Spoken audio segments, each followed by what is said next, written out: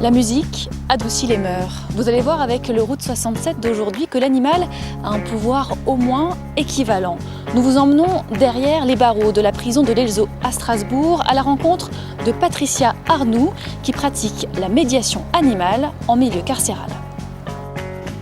Bonjour messieurs. Depuis 7 ans qu'elle arpente les couloirs de la prison, Patricia connaît, devine.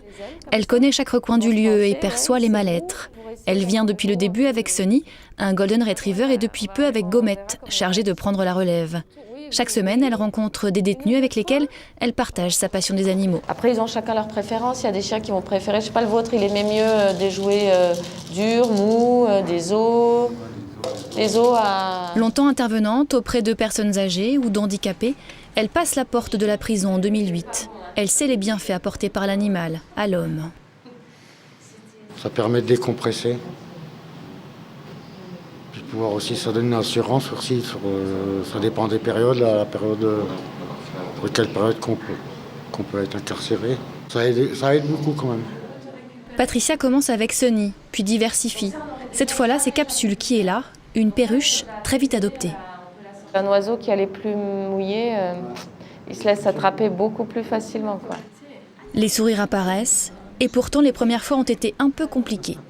Alors au début, effectivement, il pouvait avoir des critiques de la part des autres détenus ou des leaders, ou qu'est-ce que tu vas caresser le petit lapin, ou voilà, ça passait un peu comme quelque chose de futile ou de pas, qui faisait pas viril, quoi, quelque part. Et finalement, très vite, les personnes sont venues. Aujourd'hui, on va dire, on a une centaine de personnes en liste d'attente sur chaque bâtiment, quoi. En 2008, Strasbourg est la première prison française à recourir à la médiation animale. Aujourd'hui, elles sont une dizaine. Mais l'Elzo reste la seule à posséder son animalerie, une trentaine de petites bêtes à demeure, lapins, oiseaux, furets et un chihuahua, des animaux maltraités, abandonnés, récupérés, dont il faut s'occuper. Il faut regarder en profondeur. Ouais. Et au fond, tu vois s'il y a un démarrage de petites... ça commence à se croûter, quoi. C'est rouge et ça croûte. C'est ça qu'il avait fait. Et c'est ça qui commence.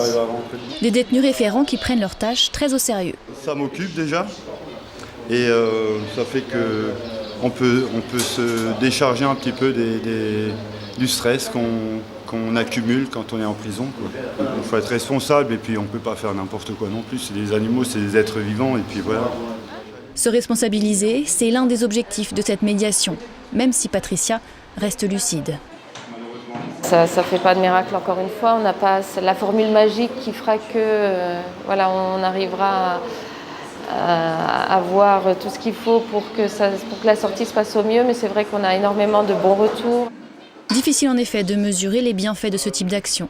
Pour certains, c'est d'ailleurs faire trop de cas de ces détenus qui, après tout, ont bien cherché l'enfermement. À la prison, on répond que la mission ici, c'est aussi de favoriser la réinsertion des personnes dans la société. À mon sens, c'est une action qui permet aux gens de s'interroger sur eux-mêmes, sur leur parcours, leur permet de faire un travail un petit peu en profondeur sur eux-mêmes. Et là, on entre dans une autre dimension qui correspond aussi à une mission de l'administration pénitentiaire, c'est la prévention de la récidive. Bonjour, Sonia. Cette détenue participe à la médiation depuis le début. Chaque semaine, elle raconte à Patricia le temps passé à l'animalerie. Souvent, les deux femmes échangent. Donc pour moi, c'était mon moment où je pouvais repenser à ce que je partageais avec mes enfants. Tout au départ, c'était ça, la démarche.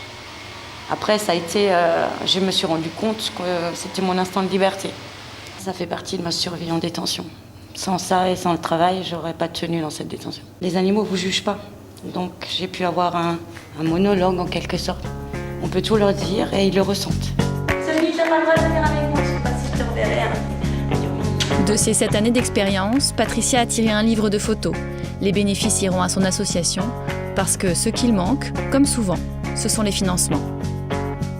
Un sentiment d'évasion sans risquer une prolongation de peine, c'est pas si mal. À bientôt pour un nouveau Route 67. À bientôt, Anne-Laure. Avant de